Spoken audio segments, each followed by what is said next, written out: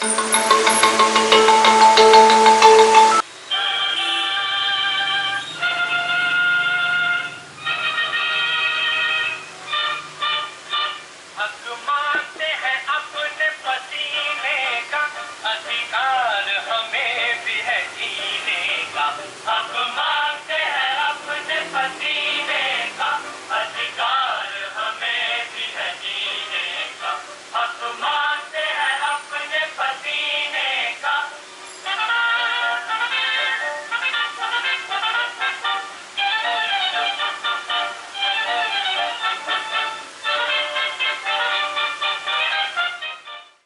मेरा नाम माधव भावराव जी बंड, मैं डिस्ट्रिक्ट प्रेसिडेंट हूँ NFTE का। वैसे यहाँ के जो पूरी यूनियन और एसोसिएशन जो है हमारे BSNL में कार्यरत, और उन्होंने जो ऑल इंडिया में जो आज का इलेक्शन कुपोषण किया है, वो ये मांगे लेकर हम यहाँ पे आए हैं कि 4G सेवा बाकी ऑपरेटरों की शुरू हो गई, लेकिन हमारी अभी तक नहीं शुरू हुई है। मैं Abdul Shamim, president all India pensioners association Amravati. हम यहाँ एक दिन की लाक्षणिक हड़ताल कर रहे हैं। हड़ताल all India BSNL DOT employees unions and association और ऑल इंडिया पेंशनर एसोसिएशन और all India contract workers association, इन तीनों ने मिलके आज पूरे देश भर में इस हड़ताल का ऐलान किया है। हड़ताल इसलिए की जा रही है कि माननीय संचार मंत्री, इन्होंने 3 साल पहले BSNL से ये वादा किया था कि भाई BSNL रिवाइवल हम क्यों नहीं कर पा रहे। उन्होंने उनका एक प्रश्न उपस्थित किया था कि BSNL कर्मचारियों को 75% जो मुनाफे की जो रकम है वो BSNL कर्मचारियों के वेतन में खर्च होती है।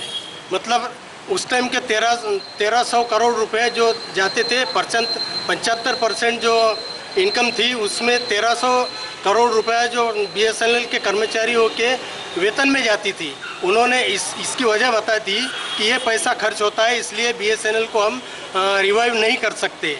तो उसके लिए उन्होंने एक सॉल्यूशन दिया था कि जब तक कर्मचारी अपना सेवानिवृत्ति नहीं लेंगे, स्वेच्छानिवृत्ति नहीं लेंगे, तब तक BSNL को रिवाइव नहीं कर सकते।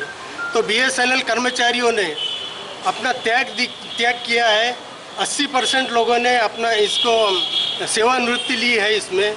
और अब जबकि BSNL के खर्चे कम हो चुके हैं, वेतन में केवल 6.7 करोड़ रुपया ही जाता है। 6.3 करोड़ रुपया हर महीने BSNL को इनकम में बच रहा है। और जो खर्चे जो तोटा था BSNL का, वो 52% और कम हुआ है। फिर भी 4 महीने BSNL के वर्किंग कर्मचारियों को वेतन नहीं मिल रहा है।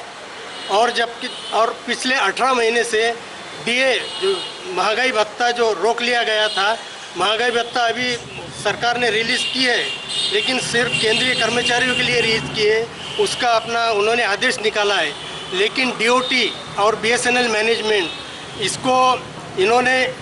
इनको जाग नहीं आई है, क्योंकि IDA मिलता है हमको, CDA नहीं मिलता है, और IDR मिलता है पेंशनरों को।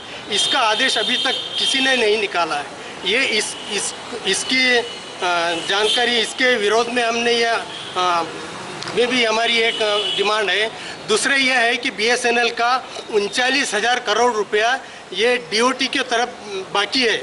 WBA स्पेक्ट्रम हमने सरेंडर किया था DOT को, उसका कुछ पैसा है, कुछ WiMAX का पैसा है, और कुछ 4G जो बहुत ही कमज़ोर बैंड का हमको 4G स्पेक्ट्रम मिला था, वो हमने उसी वक्त वापस कर दिया था। जो हमने ख़रीदा था उसका पैसा भी DOT ने, जो 39,000 करोड़ रुपया है, वो DOT ने अभी तक हमको वापस नहीं किया है। और तीसरा, BSNL में जो काम हो रहे हैं अपना फॉल्ट निकालने के, वो ठेकेदारों के द्वारा हो रहे हैं। उसकी जो प्रक्रिया है वो क्लस्टर प्रक्रिया कहते हैं। उसमें क्या हो रहा है कि ठेकेदार जो ग्राहकों के जो फॉल्ट निकालता है उसमें क्वालिटी नहीं है। किसी को कुछ वायर वगैरह की ज़रूरत पड़ती है, इंस्ट्रूमेंट की ज़रूरत पड़ती है, वो ठेकेदार देता नहीं है लाइनमैन को, कर्मचारियों को, और उल्टा उसका बिल बनाता है।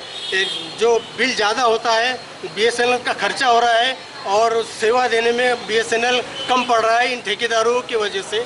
तो ठेकेदारी की प्रक्रिया में जो ठेकेदारी की प्रक्रिया चल रही है, जो टेंडर निकालते हैं, उसमें संशोधन होना चाहिए। ये भी एक हमारी डिमांड है और ऐसे 10 डिमांड लेके हम यहाँ उपस्थित हुए हैं। धन्यवाद।